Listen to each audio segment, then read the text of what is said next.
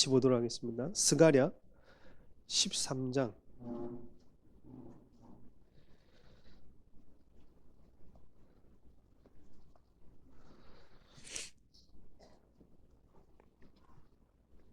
찾았습니까? 예, 저 한 절 여러분 한 절 읽어보도록 하겠습니다. 저부터 드리겠습니다. 그날에 죄와 더러움을 씻는 셈이 다윗의 족속과 예루살렘 주민을 위하여 열리리라.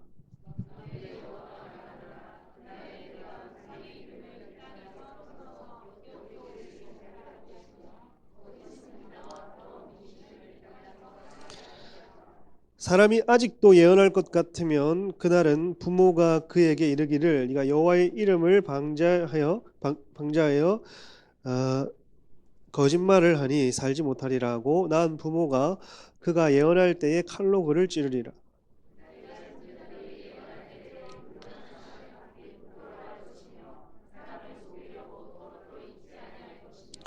만약에 나는 선지자가 아니요 나는 농부라 내가 어려서부터 사람의 종이 되었노라 할 것이요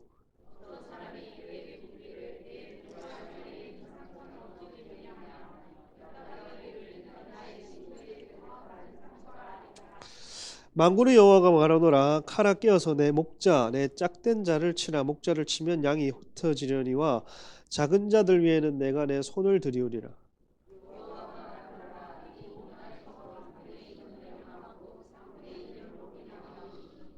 같이 읽겠습니다. 내가 그 3분의 1을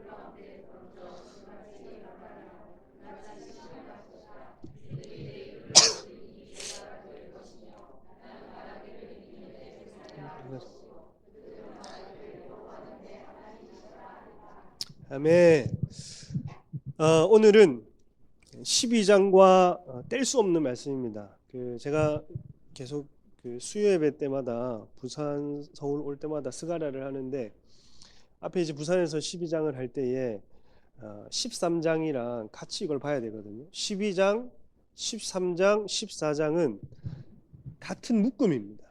그래서 12장의 첫 마디를 읽으면 14장까지 어떻게 풀어지는지에 대한 전제와 감이 잡히는 거예요. 여기 보면 12장 1절을 보면 무엇에 관한 여호와의 경고라고요? 이스라엘에 대한 여호와의 경고입니다. 이 예언은 이스라엘에 대한 예언입니다. 여러분 그 이스라엘에 대한 관심이 있습니까? 대부분 여기 있는 분들은 기도하시는 분들이고 또 마지막 때에 대한 어느 영적인 어떤 지혜가 있으신 분들이니 이스라엘의 종말에 대해서 다 관심이 있고 이스라엘 회복에 대해서 관심이 있을 줄 믿습니다. 그죠? 그러니까 이게 영적인 회로가 돌아가는 사람들은 이스라엘이 전쟁이 났다. 중동 전쟁이 계속 4차, 5차 이렇게 발발된다 하면 이것을 이제 하나님의 시간표 안에서 예수님의 재림이 가까이 오고 있구나라고 생각을 하는데 이스라엘의 전쟁이 나고 중동 전쟁이 나면 주식 회로가 돌아가는 분들이에요. 세계의 어떤 전쟁, 미국이 개입되는 어떤 난리 소문들, 환율 이런 것들에 대해서 항상 우리가 주식 회로가 돌아가요. 주식 회로가. 이거는 아주 힘든 분들입니다. 지금 이 뭔가 이 세상이 어떻게 돌아가냐, 전 세계적인 범지구적인 흔들림 가운데에 이걸 해석할 때 예수님의 재림이 가까이 왔고 내가 언젠가는 모든 것을 다 포기하고 예수 이름 하나를 얻기 위해 목숨 걸고 신앙생활을 해야 되는 그 환란의 때로 돌입하겠구나라는 그 인지와 함께 성령을 구하고 하나님께 믿음을 지켜달라고 또 간구하고 이런 어떤 회로가 돌아가야 되는데 난리와 소문이랑 바로 막 주식 앱부터 키고 그런 회로가 아니라 어떤 영적인 회로가 감지돼야 됩니다. 여기 12장 1절을 보면 이스라엘에 대한 경고라 있거든요. 이건 어떻게 설명할 우회가 없어요. 이거는 분명히 이스라엘에 대한 예언입니다. 저는 지금 이스라엘이 탁월하다, 이방인보다 탁월하다 라고 얘기하는 게 아닙니다.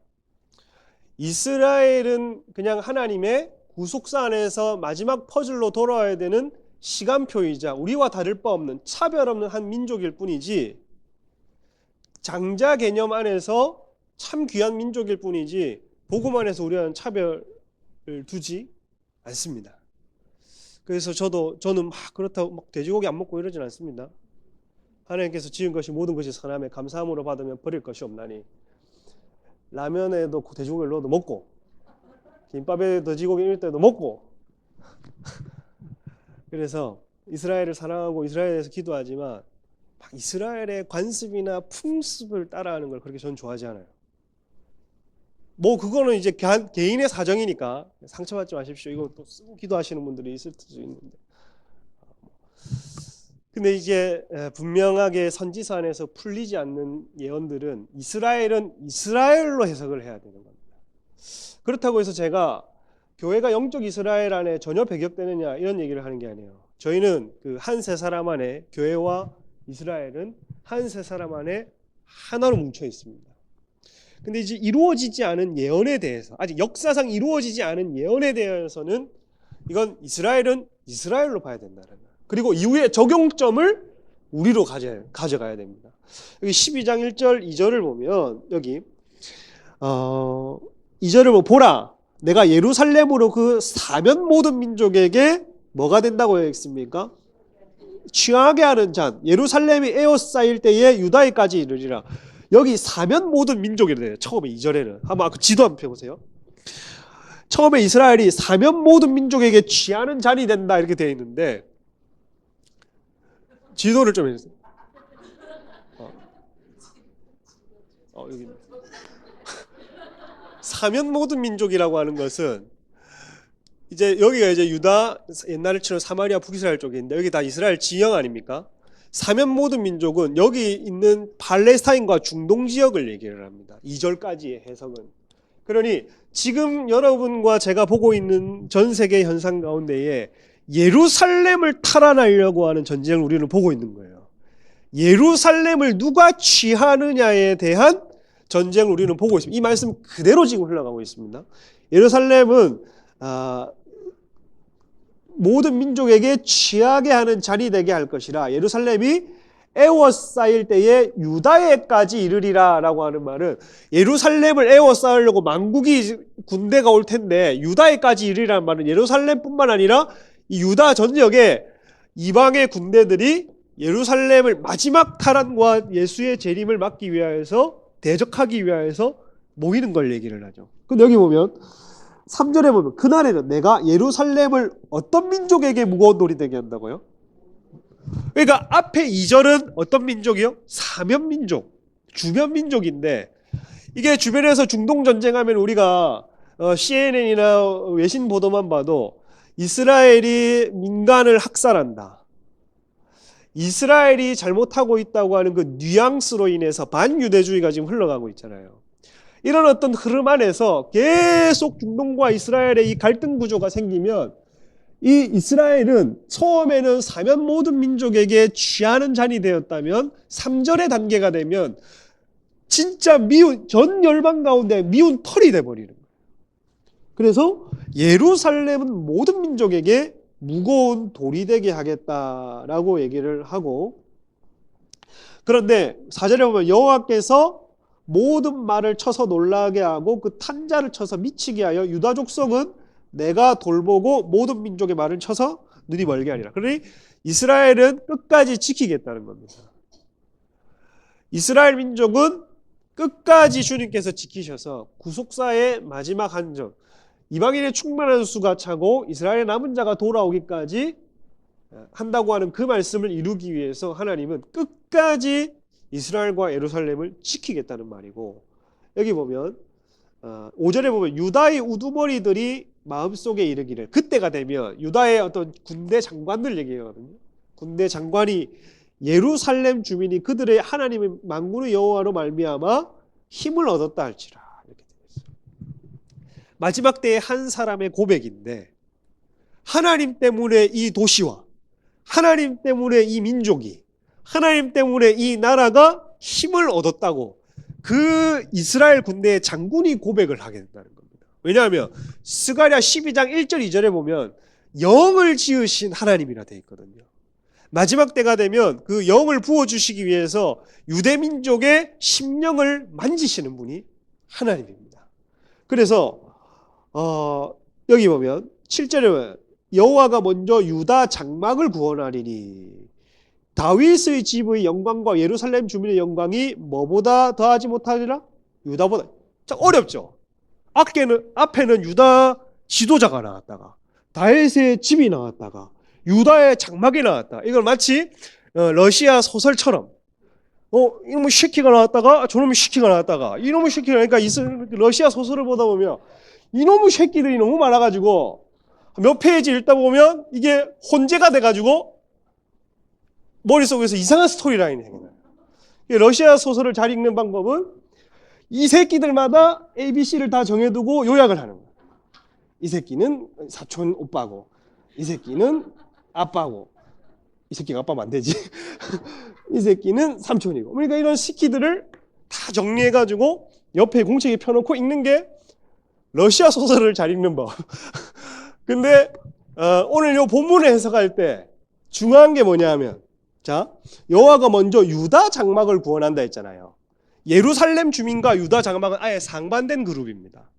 예루살렘 주민은 예루살렘 실거주자를 얘기를 하고 유다 장막은 예루살렘 주민은 요새잖아요. 요새에 사는 사람들이고 유다 장막은 유대 전역에 흩어져서 지방에 사는 사람들 얘기합니다. 왜냐하면 마태복음 24장에 보면 멸망에 가증한 것이 거룩한 곳에 선 것을 보거든 유대에 있는 자들은 어디로 가라?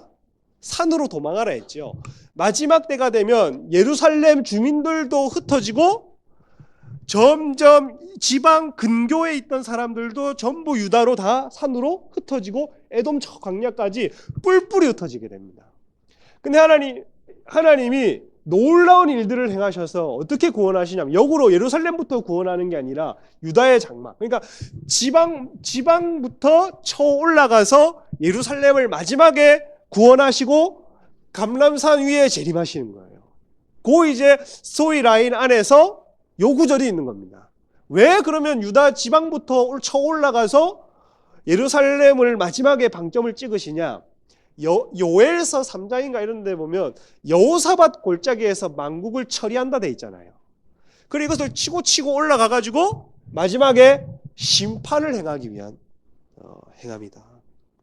그래서 이 일들이 10절에 보면 12장 10절에 보면 내가 다윗의 집과 예루살렘 주민에게 뭐와 뭐를 은총과 간구하는 심령. 이것은 마지막에 유대인들이 이렇게 돌아올 것이라는 성령을 부어주신다는 겁니다. 다윗의 집과 예루살렘 주민에게 은총과 간구하는 심령을 부어주리니 그들이 어떤 사람을 본다고요? 그 찌른 바 그를 바라본다. 그를 위하여 통곡하기를 장자를 위하여 통곡하는 것과 같다. 이 가운데도 유대 안에도 남은 자들 그 소수가 어느 정도가 될지는 모르겠지만 그 남은 자들이 유대에 있는 자들은 깨달을진저 산으로 도망가라 했을 때에 그 남아서 몇인지는 모르지만 남은 자들은 요 광경을 보게 될 것이다.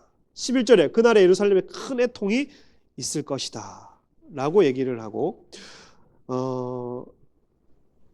보십시오. 12절에 보면 온 땅 각 족속이 따로 애통하리니 다윗의 족속이 따로 하고 그들의 아내들이 따로 하고 나단의 족속이 따로 한다 했죠. 이 말은 무슨 말이냐면 앞에는 보십시오. 다윗의 집과 예루살렘 주민에게 은총과 간구하는 심령을 부어준다고 해서 예루살렘과 유다의 민족적인 부흥이 일어나는 거예요. 사도 바울이 로마서에서 이스라엘의 집단적인 회심을 얘기를 하잖아요. 그 사건이 여때 일어나는 겁니다. 그러면 이 집단적인 회심을 일어날 때 개인이 어떻게 되느냐? 개인은 돌아오느냐라고 했을 때에 11절이 그 얘기를 하는 겁니다. 12절이 온 땅 각 족속이 따로 애통하니 다윗의 족속이 따로 한다. 이런 무슨 말? 유대인 안에서도 지도계층과 그의 아내와 개인이잖아요. 나단이 누굴까요? 선지자 나단이 아니라 다윗의 아들 중에 어린애 중에 나단이라는 애가 있었습니다. 그러니 유다 혈통의 높은 자부터 어린아이까지 전부 다 집단 회심을 하게 된다는 겁니다. 그리고 13절에 보면 레위 족속이 따로하고 그들의 아내들이 따로하고 시므의 족속이 따로하고 그들의 아내들이 따로한다. 각각 개인마다 돌아오는 그리고 모든 남은 족속도 각기 따라오고 그들의 아내들이 따로 하리라 하고, 마지막에 이스라엘이 예수님 재림 전에, 재림 전 어느 즈음에 어떻게 돌아올 것인가를 얘기를 한 이후에 또 마지막 때에 주의를 하라고 13장을 주신 겁니다. 13장. 그럼 13장 1절을 한번 보도록 하겠습니다. 13장 1절 시작.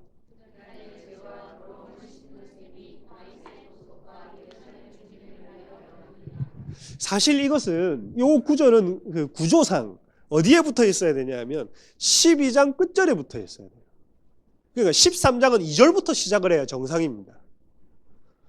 그 13장 1절은 그날의 죄와 더러움을 씻는 셈이 다윗의 족속과 예루살렘 주민을 위하여 열린다 했으니까, 마지막에 그 집단 부흥과 개인의 회심이 요 더러움과 죄를 씻는 셈이 열리는 것과 동일한 사건으로 흘러간다는 겁니다. 그러면 여기 보면 어쨌든 우리는 13장부터 봤으니까 요거를 풀이하자면, 그날에 마지막 때에 죄와 더러움이 히브리어로 나따라는 말인데 부정입니다. 부정. 죄와 부정함을 씻는 셈이 뭐하리라? 열리리라는, 파타흐라는 말인데, 열다, 열릴 것이다, 미래형으로 열릴 것이다. 그날에 하나님이 유대인들과 예루살렘이 거주하는 자들에게 죄와 부정함을 씻는 셈을 열어주겠다 했습니다. 왜 그러냐면 예레미야 2장 13절에 보면 내 백성이 두 가지 악을 행하였으니 라고 하는 말이 나와요. 내 백성이 두 가지 악을 행하였으니, 첫 번째는 그 근원이신 셈의 근원인, 곧 생수의 근원인 나를 버린 것과 스스로 웅덩이를 판 것, 이렇게 되어 있습니다. 그러니 진리의 셈이신 나를 버렸다고 하는 것은 그들이 찌른 바 예수를 버린 겁니다. 근데 마지막 때에 그 진리의 셈의 근원을 열어주시겠다는 겁니다.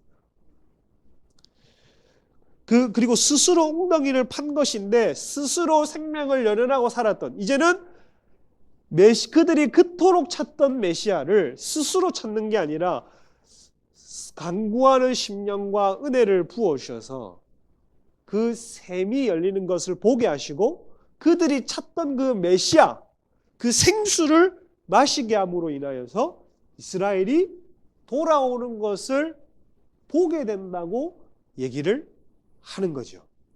그러면서 2절부터 6절까지는 마지막 때 끝까지 우리를 놓지 않을 죄가 하나가 있습니다.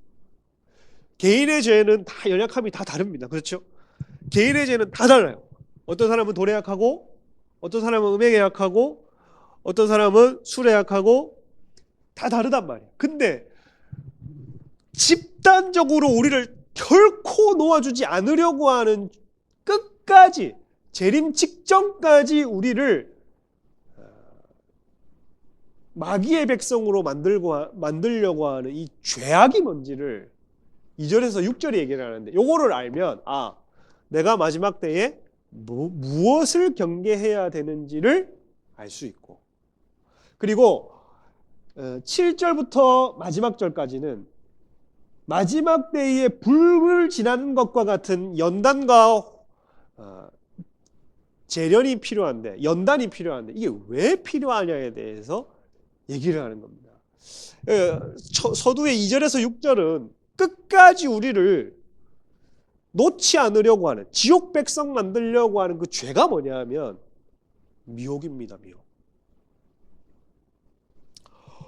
나는 미혹 안 당할 것 같은데, 이렇게 얘기하는 분들이 있을 수 있는데, 그렇죠. 그렇습니다, 여러분. 그 신천지에 많이 빠지는 사람이 고학력자일까요? 저학력자일까요? 고학력자가 그렇게 많대요. 연고대, 서울대, 이렇게 신천지에 빠지는 사람들이 그렇게, 그러니까 영이 똑똑한 거랑 머리가 똑똑한 거랑 영이 어벙한 거는 좀 다른 문제입니다. 우리가 다, 그죠? 우리가 다 똑똑할 수 있는데 우리는 영을 똑똑한 걸 선택한 거잖아요. 그죠? 우리가 좀만 열심히 했으면 우리 다 할 수 있는데, 그래요. 저 20년 전으로 30년 전으로 돌아가면 우리도 조금만 잘하면 다 할 수 있는데 주를 위해서 영의 똑똑함을 선택한 거잖아요. 그래서 어떤 이 끝까지 미혹하는 존재가 있다는 것을 2절부터 6절까지 좀 더 구체적으로 우리가 보자 말이에요. 그리고 또 증명을 해보이도록 하겠습니다. 2절을 보면 읽어보겠습니다. 시작. 만군의 여호와가 말하노라 그날에 내가 우상과 이름을 이 땅에서 끊어서 기억도 되지 못하게 할 것이며 거짓 선지자와 더러운 귀신을 이 땅에서 떠나게 할 것이라. 여기서 중요한 것은 뭐냐? 두 번 반복되는 게 이 땅에서 뭘 끊어내느냐? 진리의 샘과 생수의 근원을 하나님이 터뜨려서 이 땅 1차적으로는 예루살렘, 그리고 2차적으로는 하나님이 만민에게 성령을 부어주신다고 했기 때문에 2차적으로는 전 열방적으로 하나님 무엇을 원하시냐 하면 이 땅에서, 즉 그날에 이스라엘에서 우상의 이름이 뭐하지 못하게 한다고요? 기억되지 못하게 하는, 주인이 바뀌어버리는 거예요. 기억이 안 나는 겁니다. 진짜 진리의 샘인 성령으로 거듭나고 성령의 변화가 있고 심령의 변화가 있는 사람은 진짜 옛 습관과 옛 주인이 기억이 잘 안 납니다. 그렇잖아요, 여러분. 지금 가가지고 우리 뭐 다 같이 우리 수요 예배 마치고 다 같이 우리 노래방 한번 가는 겁니다. 했을 때 옛날에는 이게 막 이게 이거 탬버린 들고 이게 주문을 막 이렇게 한다고, 이렇게 하고 이걸 한다고요. 그때는 그게 몸이 기억하기 때문에 안 어색해. 근데 지금 여기 계신 우리 사역자분들과 우리 집사님들 탬버린 딱 주면 좋아할까? 이게 어색하다 얼마가.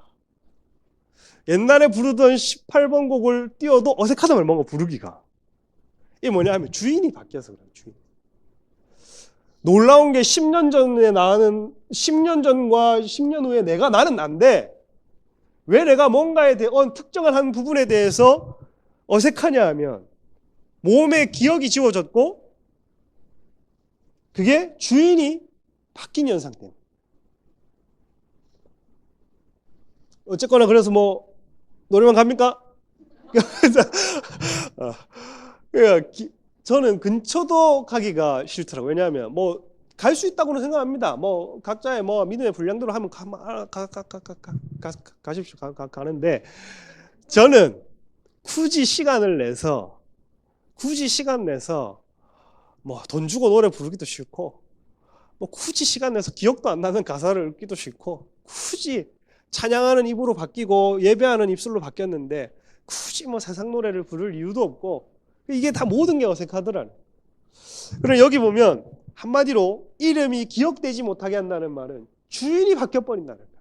이스라엘의 그 땅에서 이스라엘의 주인이 바뀌어버려요. 예루살렘의 주인이 바뀌어버린다는 얘기예요. 여러분의 주인이 바뀌셨습니까?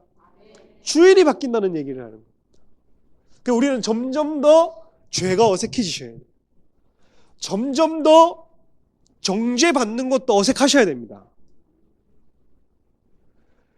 어떤 내가 약한 죄가 있고 이것을 쳐낼 수 있는 죄가 있는데 어떤 부분을 내가 쳐낼 수 있는지, 어떤 유혹이 와서 쳐낼 수 있는 죄는 어색하지 않아. 근데 어떤 죄는 계속 넘어지는 죄가, 거기에 대해서 우리가 어색해야 되는 거예요. 나중에는 정죄받는 것도 어색하셔야 되는 거예요. 내가 왜 정죄를 받나? 내가 왜 마음에 사단의 참소를 받나? 내가 왜 마음에 눌려야 되나? 왜 원수의 눌림을 당하고 살아야 되나? 이 삶이 어색해야 되는 겁니다. 할렐루야. 그래서 여기 보면 또 거짓 선지자와 더러운 귀신은 하툼마라고 되어 있는데, 그 부정함, 귀신을, 이 말을, 그 영을, 그 부정한 영을 뭐하게 하냐? 떠나게 한다. 아바르라는 말인데 사라지게 한다는 말입니다. 그러니 이 땅에서 거짓 선지자와 부정한 영을 사라지게 한다. 하나님이 제일 싫어하는 거가 뭔지가 나왔죠. 내 백성을 음행하게 하는 우상숭배와 그 우상숭배를 부추기는 거짓 선지자와 그리고 그 거짓 선지자 뒤에서 역사하는 악한 영, 이것을 하나님이 이 땅에서 사라지게 하실 것이라는 것을 약속할 만큼 정말 싫어하는 겁니다. 그 중에서도 우리에게 치명적인 죄를 낳게 하는 게 뭐냐면 거짓 선지자를 주의하셔야 됩니다. 거짓 선지자는 끊이지 않을 거예요.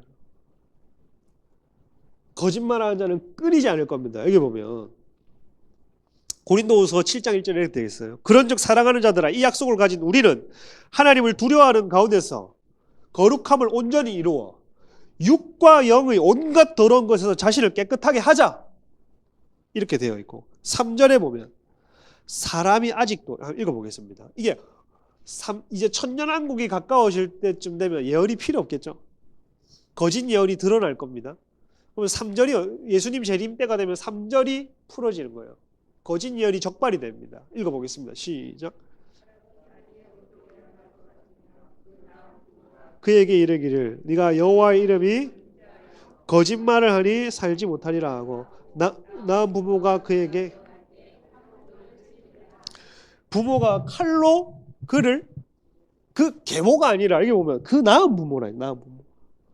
낳은 부모가 어느 정도까지를 얘기를 하냐면 거짓 예언하는 자식이 수치스러워서 니는 살지 못한다 하고 칼로 찌를 정도다, 이 얘기를 하는데, 여러분 이 말은 역으로 우리에게 진짜 칼로 찍는 것을 막 감동을 받아가지고 막 적용을 하고 이러면 어지간하게 정죄받을 것 같으면 시도도 하지 마세요.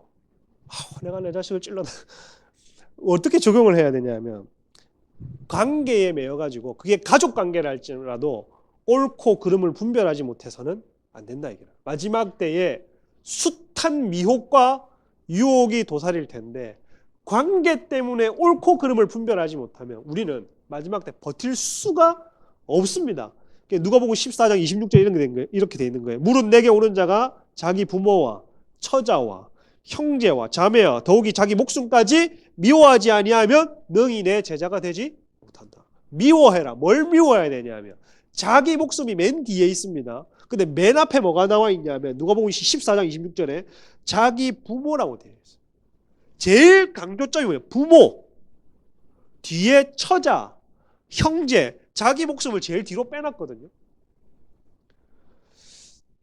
그러니 자기 목숨을 제일 앞에 둬야지 정상적일 것 같은데 결국에는 자기 외에 다른 관계, 부모, 처자, 형제 전부 다 이런 것, 가족 관계나 이해관계가 나를 이 미혹에서 벗어나지 못하게 하는, 이 관계 때문에 매여서 분별하지 못하게 하는, 그 정도로 진리를 사수하고 지켜내야 될 때가 온다는 게 오늘 본문이 얘기하고 있는 바입니다. 이걸 더 증명해 보자면 마태복음 24장, 여러분이 잘 아는 종말론장을 한번 가보세요. 마태복음 24장에 가볼까요?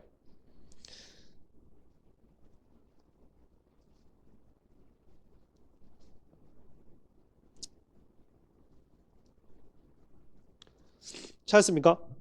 마태복음 24장에 보면 잘 보십시오. 얼마나 많은 거짓과 미혹이라는 단어가 나오는지 24장 3절에 보면 주의 임하심과 세상 끝에는 무슨 징조가 있사오리까 물었단 말이에요. 물었는데 4절 예수님이 그 얘기를 듣자마자 뭐라고 하시냐면 대답하여 이르시되 너희가 사람의 무엇을 받지 아니하도록 미혹을 받지 않도록 주의하라고 먼저 시작을 합니다. 이게 어디까지 가느냐? 방금 예수의 제자들이 물었는데 사람의 미혹이라는 단어가 예수 재림 직전까지 갑니다. 한번 보시겠습니다. 24장은 예수님 재림 직전까지의 짧은 요약의 서사를 지금 요약해 놓은 거거든요. 4절을 보면 그렇게 되어 있고 5절에 많은 사람이 내 이름으로 와서 이르되 나는 뭐라고 한다고요? 그리스도라 하여 많은 사람을 뭐하리라? 미혹하리라. 그러면 난리와 난리의 소문이 있고 뭐가 있고 하다가 그때 많은 사람이 실족하게 되어 서로 미워하겠으나 11절에 뭐가 일어난다고요? 거짓 선지자가 많이 일어나 많은 사람을 뭐 하겠다고요? 거짓 선지자가 작게 일어난대요? 많이 일어난대요? 많이 일어난다고. 많이 일어난다. 불법이 상호하는 많은 사람이 쉽게 되리라. 이 천국복이 모든 민족에 증거되기 위하여 세계에 전파되리 끝이 오리라. 그리고 보십시오. 15절이 3년 반 중간이거든요. 그러니까 적그리스도의 신상이 세워지기 전에도 이미 많은 미혹이 있을 거라는, 지금 진행 중입니다. 그러므로 너희가 선지자 다니엘이 말한 바 멸망에 가져간 것이 거룩한 곳에 선 것을 보거든 읽는 자를 깨달을진저 라고 해놓고 23절 가보세요. 23절. 그때에 사람이 너희에게 말하되 보라 누가 여기 있다? 그리스도가 여기 있다. 혹은 저기 있다 하여도 뭐 하지 말라? 믿지 말라. 24절 연이어서 무슨 그리스도가? 거짓 그리스도들과 거짓 선지자들이 일어나 큰 표적과 기사를 보여 할 수만 있으면 택하신 자들을 뭐 하리라? 미혹하리라 얘기를 해요. 미혹하리라. 그리고 여기서 끝난 게 아닙니다. 25절 보라 내가 너희에게 미리 뭐 하였다? 말하였다. 주님이 미리 말하는 거예요. 미리. 베드로와 제자들이 물었습니다. 주님의 때와 징조가 언제입니까? 라고 했더니 사람의 미혹을 주의하라로 시작해서 적그리스도 신상이 세워진 이후에 거짓 선지자와 거짓 그리스도가 일어나서 기사와 표적을 일으켜서 많은 택한 백성이라도 미혹하려고 할 것이다. 거짓이 점점 구체적으로, 점점 증폭적으로, 점점 많이 택한 성도들을 미혹하고 이 세상을 미혹하기 위해 발목을 끝까지 놓아주지 않더라 라고 하는 거예요. 그래서 오늘 본문에도 그날에 얘기를 하면 하나님이 너무 싫어하는 것, 거짓, 미혹, 거짓 선지자 이런 것들을 이런 사람들이 의외로 이런 이게 죄송합니다. 이 또라이 부르들이 많아요. 저희 교회도 저희 교회 그러니까 우리 교회 그러니까 저희 교회 이게 우리가 주일날 다 같이 얘기됐죠. 우리가 이제 얘기 들었죠. 우리는 그동안에 이름만 같이 쓸 뿐이지 남남이었어. 그러니까 저희 교회는 이제 우리 교회. 우리 교회에 어떤 일이 있었냐면 한날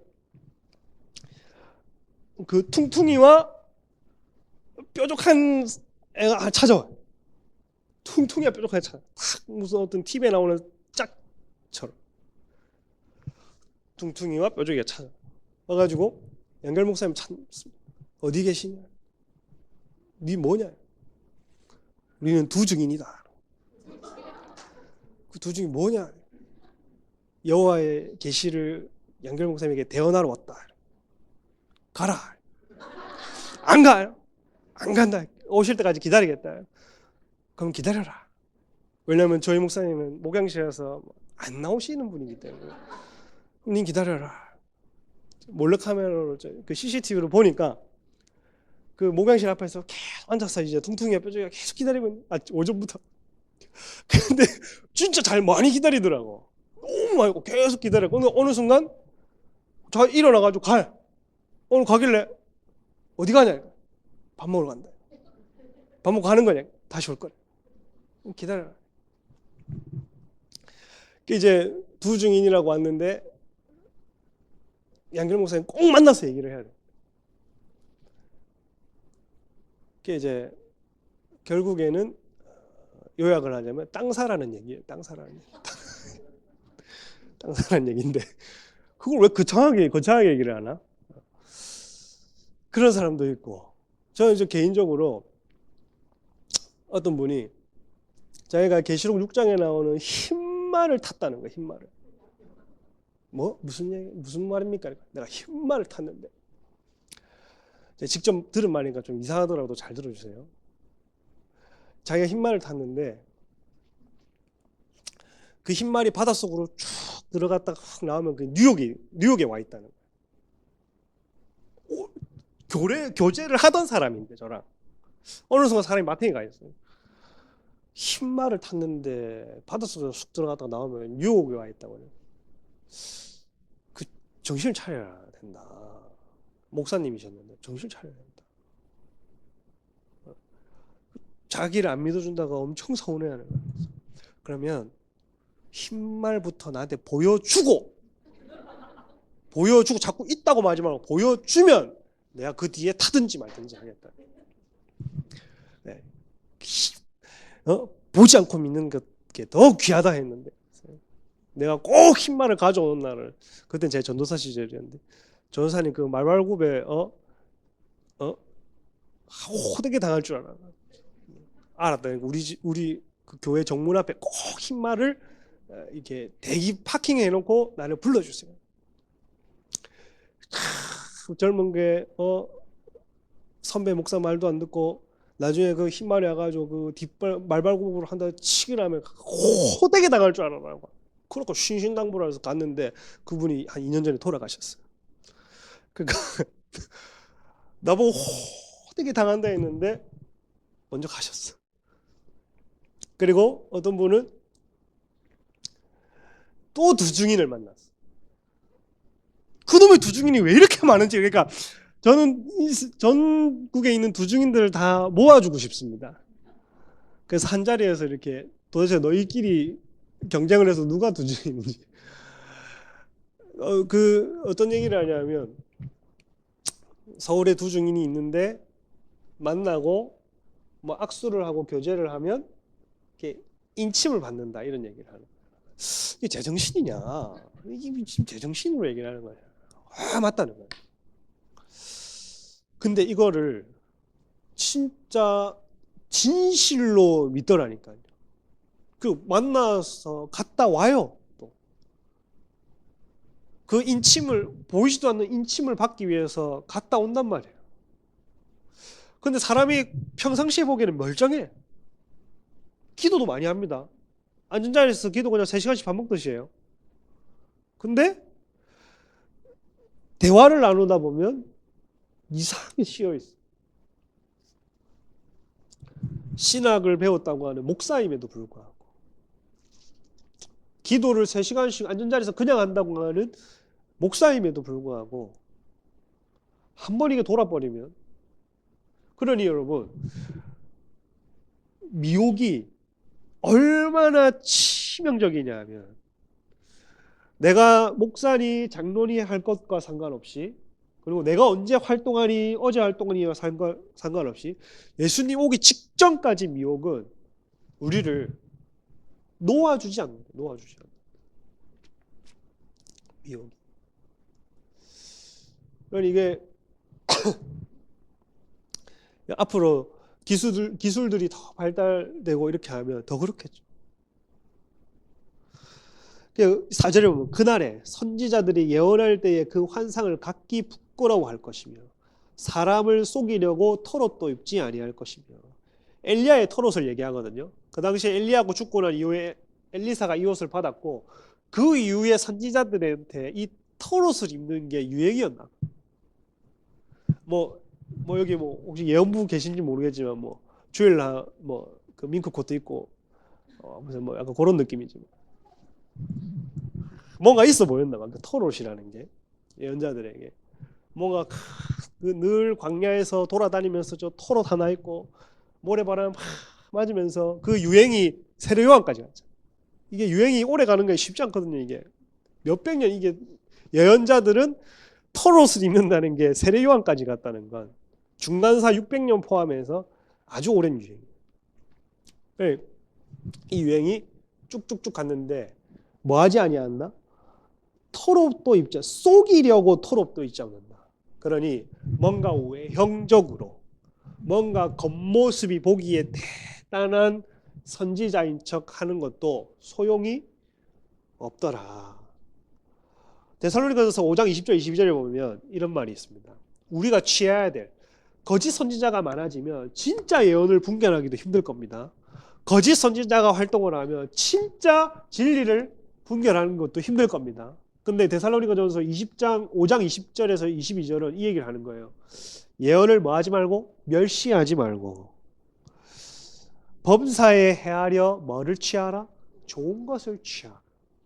예언을 멸시하지 말되 다 받아들이지도 말고 범사에 헤아려 좋은 것을 취하라는 말은, 양선의 은사가 있든지 성경을 빠삭하게 알아서 뭘 듣더라도 이거는 성경적인 예언이다 아니다는 걸 여러분 스스로가 탑재를 하셔야 됩니다. 그리고 악은 어떤 모양이라도 뭐하라? 버려라. 그러니까 예언자의 품행이 아까 속이려고 털옷을 입는 것처럼 뭔가 겉모습에 속는다든지 아니면은 예언을 하고 금품을 받는다든지 예언을 하는 은사 사역자가 있는데 뒤에 뭐 불륜이 있다든지 심심하면 잊을만 할 때면 듣는 거 아니에요? 이런 거. 이런 것들이 이제는 그치는 때가 온다는 겁니다. 그 전에 일어났던 혼란과 분별 속에서도 우리가 지켜야 되는 태도가 뭐냐 하면 예언을 멸시하지 말고 헤아려 좋은 것을 취하고 악은 버려라. 이게 우리가 마지막 때의 거짓 선지자를 눈에 불을 켜고 분별할 수 있는 지혜다. 디모데후서 3장 13절에 보면 악한 사람들과 속이는 자들은 더욱 악하여진답니다. 그래서 속이기도 하고 속기도 하나니 스스로 속이기도 하고 속기도 한대. 스스로 이게 속이는 건지 알면서도 성도들을 속인다는 거예요. 근데 14절에 중요한 게 뭐였어요? 그러나 너는 배우고 확신한 일에 거하라. 너는 네가 누구에게 배운 줄을 알며 누구에게 배운 줄을 양기하라. 뭐 이렇게 너는 배우고 확신한 일에 거하라. 그러니 예언학교 잘 듣는 게 중요하고 그래서 건강한 예언이 무엇이냐? 건강한 사역이 무엇이냐? 건강한 분별이 무엇이냐? 성경적 기준이 무엇이냐? 성경은 어느 기준으로 쓰여졌느냐? 배우고 확신한 일에 거하기만 해도 미혹되지 않는다는 겁니다. 그래서 말하기를 5절에 보면 말하기를 나는 선지자가 아니요 나는 농부라. 내가 어려서부터 사람의 종이 되었노라. 나는 선지자가 아니요 뭐라고 지금 핑계를 댑니까? 농부라 이렇게 얘기를 하죠. 이때쯤이면 회개할 만도 한데 거짓말을 또 해버립니다. 나는 선지자가 아니요 농부라. 거짓과 미혹이 얼마나 스스로를 속이고 침투하고 우리의 영혼을 탈탈 털어가려고 하는지 자신을 농부라고 속이면서 남들도 속이는 돌이키지 않습니다. 6절에 보면 어떤 사람이 그에게 묻기를 네 두 팔 사이에 있는 상처는 어찌 됨이냐. 여기 예리한 사람이 딱 묻는 거예요. 야, 네 두 팔 사이의 상처는 뭐냐. 두 팔 사이는 가슴을 얘기를 하거든요. 이 상처가 뭐냐 하면 바알 선지자들이 아세라의 신상과 바알 그 선지자들이 왜 엘리야 때에 야 너희 신은 자냐 뭐하냐 왜 기적을 일으키지 아니하였을 때에 계속 자신의 몸을 자해하면서 바알에게 기도했다 했죠. 그때 상처를 입혔잖아요. 그런데 이 거짓 선지자들이 이런 어떤 상처를 자기 몸에 입혔습니다. 그러니 그 예리한 사람들이 딱 보는 거예요. 야, 네 가슴에 그 상처들이 뭐냐. 그리고 또 상처가 하나 더 있다면 그거겠죠. 아까 엄마한테 찔렸던 거, 아빠한테 찔렸던 거. 많이 아파 뭐. 그에게 묻기를 네 두 팔 사이에 어찌 됨이냐 하면 대답하기를 이는 나의 친구의 집에서 사랑하는 이거든 집에서 받은 상처라 이렇게 되어 있어요. 민수기 32장 23절에 보면 중요한 말이 있습니다. 제가 한번 읽어볼게요. 너희가 만일 그같이 아니하면 여호와께서 범죄함이니 여기서부터 중요합니다. 너희 죄가 반드시 너희를 찾아낼 줄을 알라. 너희 죄가 너희를 반드시 찾아낸다는 말은 뭐냐 하면 아까 거짓 선지자들이 자기 몸을 자해하면서 악한 영에 신접하여서 예언을 하고 그리고 그 죄가 가정까지 미치니까 부모도 그를 찌르면서까지 몸에 상처난 게 지워지지가 않잖아요. 그러니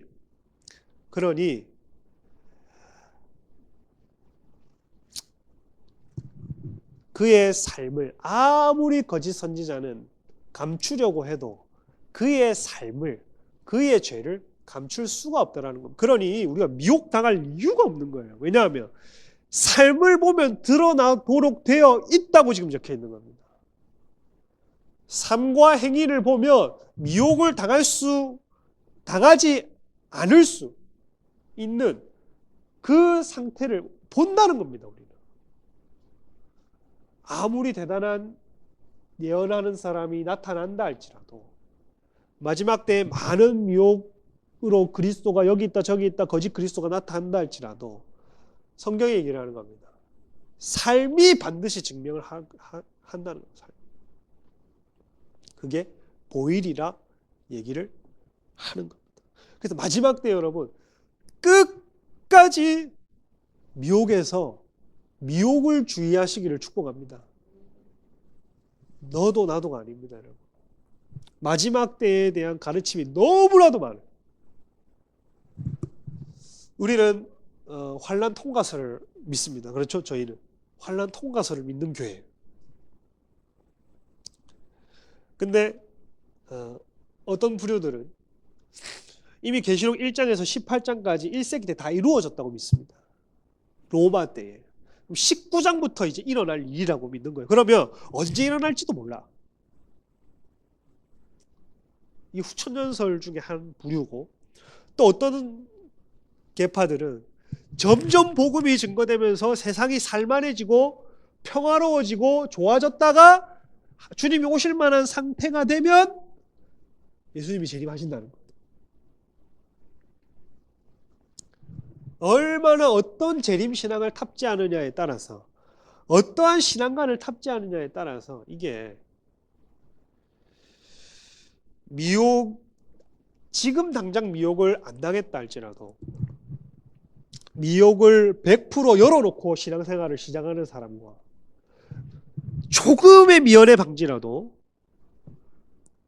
미혹과 거짓이 틈타지 못할 그 성경관이 탑재된 사람이 출발부터, 마지막 때를 바라보는 그 출발부터가 다르다는 겁니다. 이제 마지막에 7절부터 9절까지는 뭐냐 하면 미혹을 주의해야 된다라고 하는 것과 7절부터 8절은 뭐냐, 앞절까지는 그거고요. 미혹을 주의해라. 7절부터 9절까지는 마지막 때에 연단이 있을 것이다. 환란이 있을 것이다. 이 환란 가운데 성도에게는 연단이 있다. 그럼 이 연단 가운데 우리가 필요한 게 뭐냐? 그거를 지금 7절부터 9절까지가 얘기를 하고 있습니다. 7절 한번 읽어보도록 하겠습니다. 시작.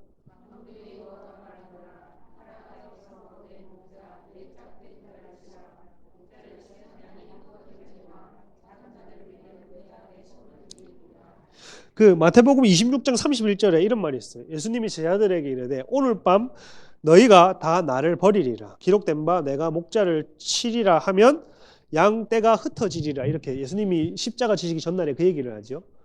근데 이게 스가랴 13장 7절을 인용하신 말씀인데 100% 성취된 말씀이 아닙니다. 그렇죠? 100% 성취된 말씀이 아니라 부분 성취이고 재림 때에 또 똑같은 일이 있을 겁니다. 보면, 자, 여기 보면 만군의 하나님이 칼이 깨어라 하시는데, 칼아 깨어라, 뭘 쳐라, 내 목자, 내 짝이란 아마트라는 말, 아마트라는 이웃, 친근한 이웃. 하나님의 이웃이 누굴까요? 예수님. 동등된 자로 번역도 가능합니다. 내 짝, 내 동등된 자를 치라 하는 거 보니까 누구를 얘기를 해요? 예수님을. 요거는 초림 때 이루어진 부분입니다. 치면 양이 흩어진다. 지도자를 치면 뭐가 붕괴되냐 하면 공동체가 붕괴되는 거예요. 그렇잖아요. 지도자를 치면 공동체가 붕괴되는 게 이거는 명확한. 그래서 저희 교회에서도 지도자층을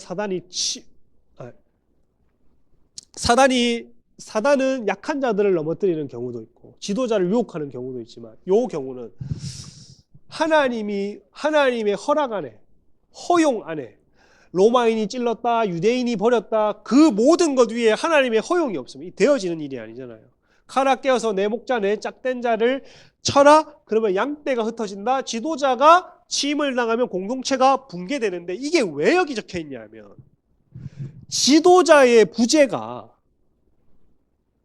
심판의 시작입니다. 지도자의 부재가 왜 심판의 시작이냐면 저와 여러분이 저희 담임 목사님이 천년만년 살 것도 아닌데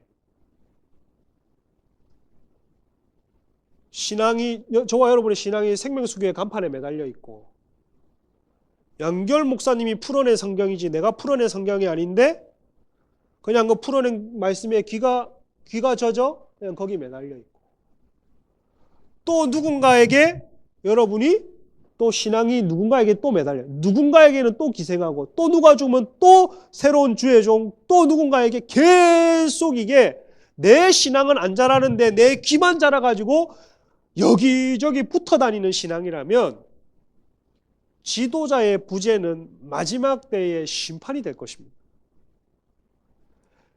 제자들이 그 제자들이 다른 목적이 있어서 예수를 그렇게 3년 반 동안 쫓아다녔는데 예수님이 딱 죽으니까 수제자라고 하는 베드로부터 시작해서 전부 다 우리 백성 도망치고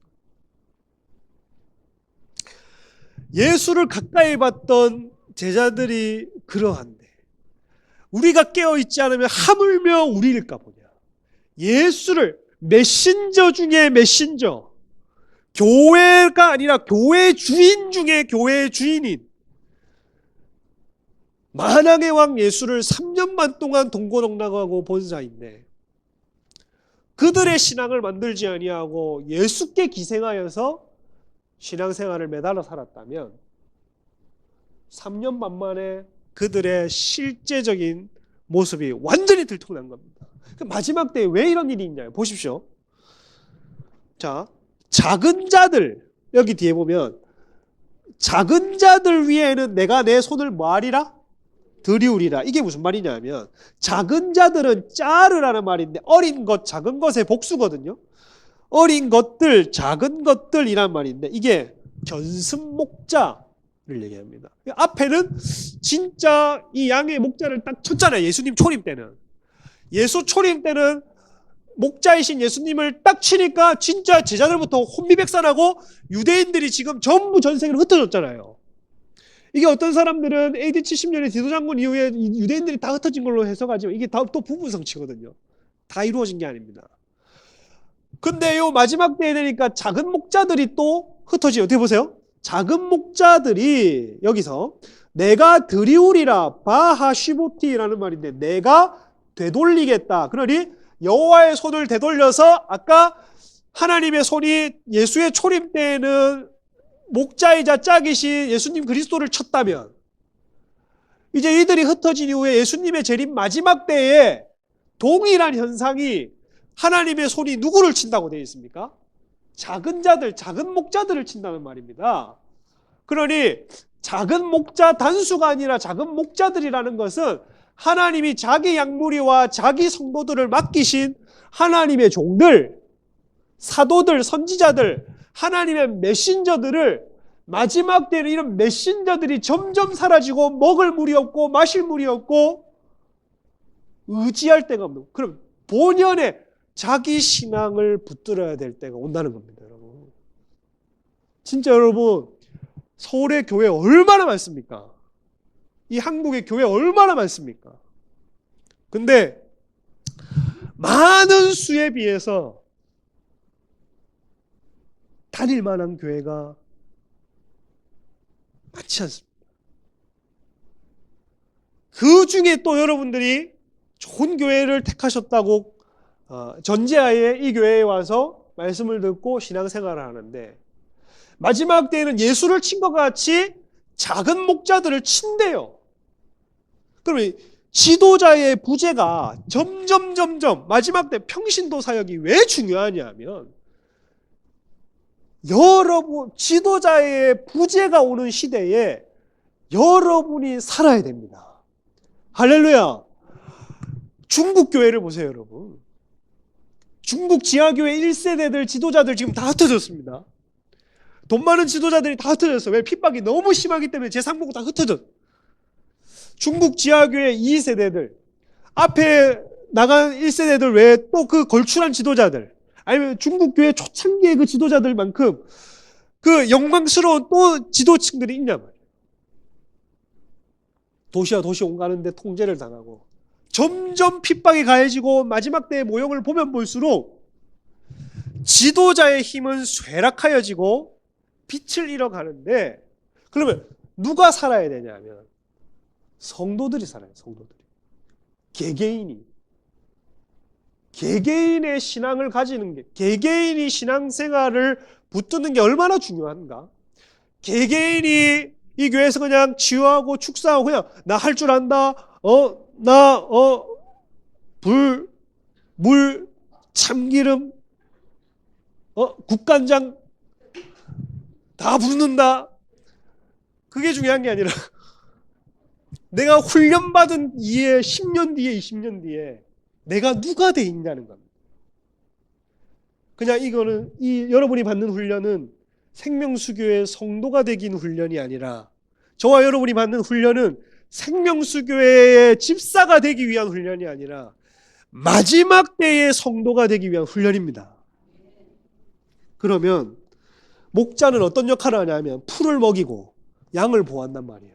그러면 작은 목자들까지 마지막 때에는 친다고 되어 있어요. 그러면 풀을 먹을 데가 없고 보호해줄 목자가 없다는 얘기입니다. 점점 사라진단 말입니다. 이것이 심판이자 연단의 시작인 겁니다. 그러면 정말 이제 적그리스도의 때가 다가와서 점점 교회의 지도층의 힘이 쇠락될 때에 훈련된 여러분이 살아남는다는 거예요. 저와 여러분이 살아남으셔야 합니다. 그냥 교회 왔다가 갔다가 그냥 앉았다가 들었다가 이 교회 갔다가 저 교회 갔다가 더 큰 교회 갔다가 머리 큰 집사님 뒤에 숨어 있다가 앞에 오늘은 머리 큰 집사님이 없네, 저기 더 머리 큰 집사님 뒤에 숨어 있다가, 머리 큰 분들은 미안합니다. 8절에 보면 여호와가 말하노라, 여호와가 말하노라, 이 온 땅에서 3분의 2는 멸망하고 3분의 1은 뭐하리라? 거기 남으리니. 이 온 땅에서, 일단 그래도 1차적으로는 예루살렘 온 땅에서 3분의 2는 멸망한답니다. 남은 자가 못 된대요. 마지막에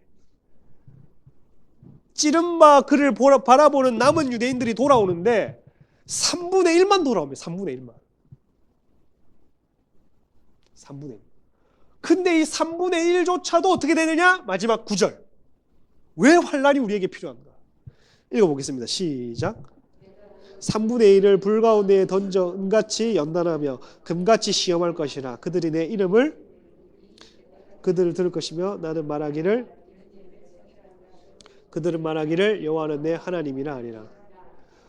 은같이 연단하여 남은 3분의 1을 어떻게 하냐면, 은같이 연단하기 위해서 이 남은 사람들은 참 귀한 사람들인데 이 남은 사람들이 불 속에 던져지는, 그 환란에 던져져서 은처럼 연단하여 지는데 불순물과 찌꺼기를 제거하고 그러니까 왜 환란이 필요하냐면, 왜 7년 대환란과 마지막 환란이 필요하냐면, 그 환란이 없으면 죄와 더러움 때문에 다 죽을 수밖에 없는데, 우리가 그 환란을 통과하면서 이 세상에 젖어서 찾지 못했던 여호와의 이름을 부르게 되고, 우리가 이 세상에 젖어서 정말 전심으로 하나님을 의지하지 않았던 그 마음들이 전부 다 와르르 깨지면서 여호와 하나님을 의지하게 되고, 그분을 경험하게 되고, 그분을 갈망하게 되고, 이 세상에 배신당하여서 그 나라를 소망하게 되고, 믿었던 이 나라가 터가 무너지니 하나님 나라가 갈급해지고, 그러면서 찌꺼기들이 이 세상 소망이 전부 다 빠지는 겁니다. 그러면서 어떻게 되느냐? 금처럼 어떻게 된다고요? 금같이 시험할 것이다. 이렇게 시험, 감시 이렇게 돼 있는, 검사 이렇게 돼 있는데, 불은 금광석이 진짜 금인지 판별하는 도구가 됩니다. 금광석이 딱 있잖아요. 그러면 뜨거운 물에 딱 넣잖아요. 그러면 불순물이 녹거나 산화되겠죠. 그 금보다 더 못한 것들은 불순물이 제거되거나 산화되고, 금은 불을 통과하면서까지 남느냐, 불을 통과해도 남느냐 남지 않느냐가 핵심이 됩니다. 진짜 정금 같은 믿음은 뭐냐 하면 왜 금처럼 연단되느냐, 불을 통과해도 남는 금처럼 남느냐 안 남느냐, 진짜 신앙이 남느냐 안 남느냐. 그래서 민수기 31장 21절에서 22절에 보면 이렇게 되어 있어요. 금, 은, 동, 철과 주석과 납 등의 불에 견딜 만한 모든 물건은 불을 지나게 하라. 그리하면 깨끗하려니와. 그리하면 깨끗하려니와 되어 있습니다. 그래서 불을 지나게 하랍니다. 통과하게 하라. 그러면 깨끗하게 하려니와. 마지막 때에 환난은 성도들에게 진짜냐 가짜냐 판별 기준이 됩니다. 내가 아무리 진짜라고 해도 세상과 하나님 나라가 혼재되어 있고, 내가 아무리 진짜라고 해도 더러운 영과 성결의 영이 내 안에서 혼재되어 있고, 점점 더 세상은 악해져 가고, 지도자, 내가 그나마 연연하고 살고 기생하고 살던 지도자들이 다 무너지고 먼저 가고 지도자의 힘이 쇠락할 때에 내가 이제는 기대고 팔을 걸고 힘을 조금이라도 여일 데가 없는데, 그럼 내가 진짜냐 아니냐가 어디서 나오냐? 환난에서. 그래서 불순물은 불을 견디지 못한다. 우리 신앙이 불순물이면 불을 견디지 못합니다. 환난을 통과하지 못할 겁니다. 그러나 마찬가지로 가짜 믿음은 환난을 이길 수가 없습니다. 저와 여러분은 정금같이 나오기를 축복합니다. 불을 통과하시기를 축복합니다. 어떤 지도자나 어떤 교회나 그게 가족이라 할지라도 어떤 신앙의 멘토에게 기대는 신앙이 아니라, 이제 여러분 작은 목자들이 사라지는 시대가, 예수님이 이제 사라져서 다시 오실 날을 기다린다면 이제 작은 목자들도 사라질 때가 올 겁니다. 그러면 진짜 여러분의 신앙이 드러날 겁니다. 진짜 내가 누구냐가 드러날 것이고, 진짜 내가 가짜이냐 진짜이냐가 스스로 증명할 날이 올 것이에요. 그날을 통과하시기를 축복합니다. 넉넉히 통과하시기를 축복합니다. 우리 한번 기도하고 나가도록 하겠습니다.